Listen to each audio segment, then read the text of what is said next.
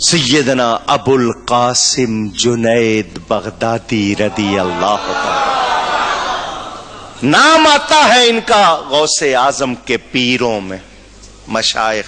اللہ نے شان غوث پاک کو زیادہ دی ہے۔ شاہی پہلوان تھے، حضرت سری سقطی کے بھانجے تھے۔ بادشاہ نے اعلان کیا ہوا تھا ہمارے جنید کو جو پچھاڑ دے گا منہ مانگا انعام دیں گے۔ بڑے زبردست پہلوان تھے، شہرت تھی۔ آپ کے یہاں کیا کہتے ہیں؟ رستم زماں لقب ہے نا پہلوانوں کا جس کو کہتے ہیں، اسی طرح کا ان کا لقب۔ بغداد میں ایک شخص آیا، لاغر، نحیف و نزار، پسلیاں گنی جا سکیں، اتنا کمزور۔ اس نے آ کے کہا میں جنید سے لڑوں گا۔ لوگوں نے کہا خیر ہے۔ جنید کا نام سن کے اچھے اچھے پہلوان جو ہیں وہ ویسے ہی ڈر جاتے ہیں، اور یہ ہڈیوں کا پورا پنجر آ گیا اور کہتا ہے میں لڑوں گا۔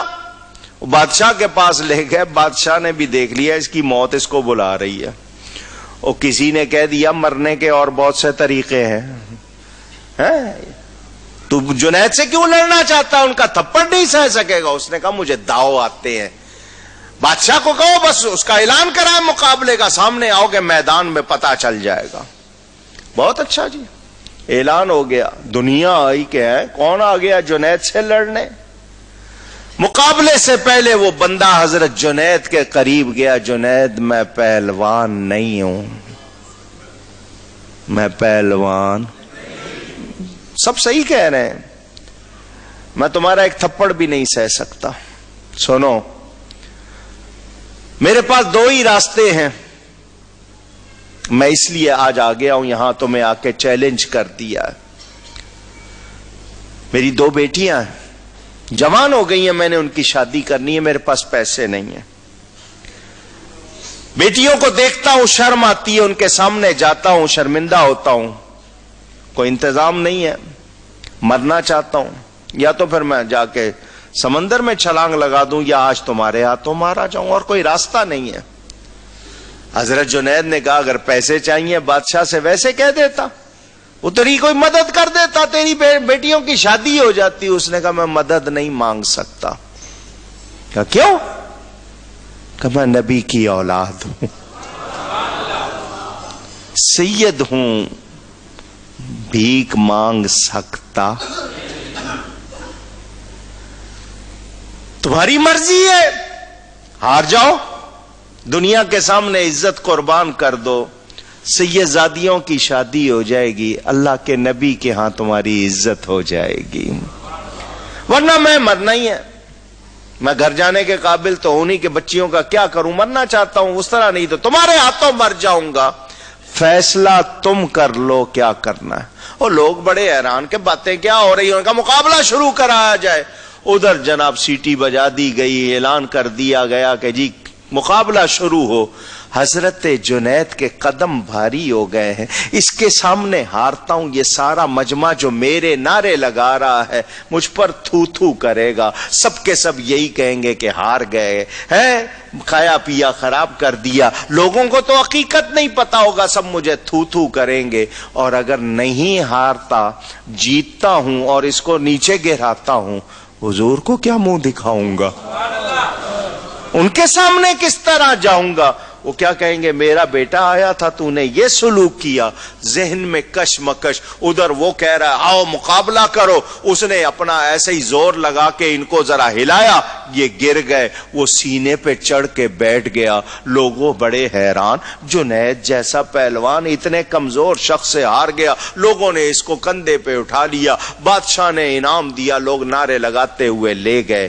جو سب آتے ہوئے جنید کے نعرے لگا رہے تھے، اب کوئی جنید کو پوچھ بھی نہیں رہا، کوئی جنید کی طرف آ بھی نہیں رہا۔ ہوا کیا ہے، کیسے ہو گیا؟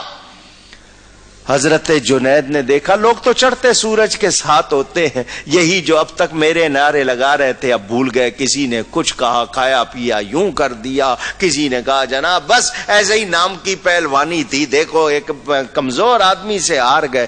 حضرت جنید یہ باتیں سنتے ہوئے اپنے ٹھکانے پہ آئے، روتے رہے، لیکن دل مطمئن تھا، دل مطمئن تھا کہ میں نے جو کیا ہے وہ صحیح کیا ہے، غلط نہیں۔ ہاں عزت قربان کی ہے، مگر جن کے لیے کی ہے وہ ضرور لاج رکھیں گے۔ اللہ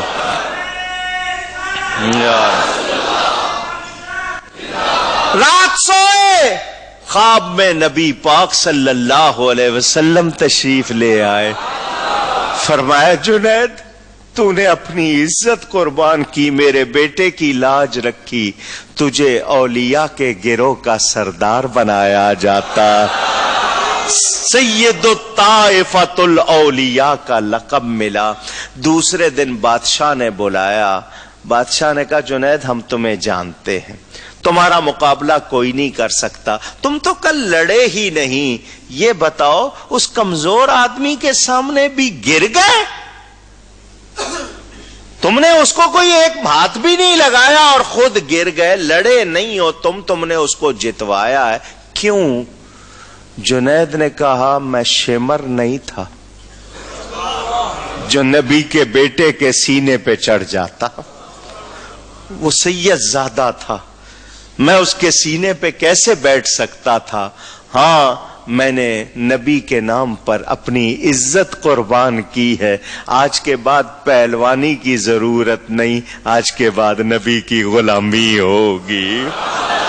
وہ دن اور آج کا دن دنیا حضرت جنید کو سلام کرتی ہے۔